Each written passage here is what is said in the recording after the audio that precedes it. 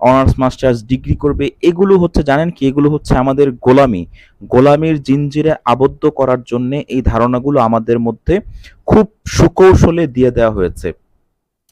একজন মানুষ যদি প্রকৃতপক্ষে সে মুক্তি চায় তাহলে তার জন্য ব্যবসা হচ্ছে সর্বপ্রথম উপায়।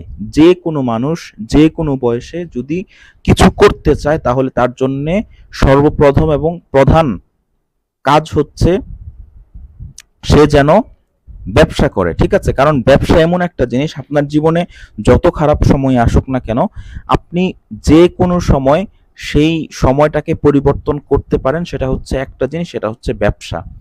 শুধুমাত্র আপনি ব্যবসার মাধ্যমে আপনার যে কোনো পরিস্থিতি, ধরুন আপনার 10, 12, 20, 30, 40, 1 কোটি টাকা আপনার ঋণ হয়ে গিয়েছে, আপনি কি করবেন খুঁজে পাচ্ছেন না।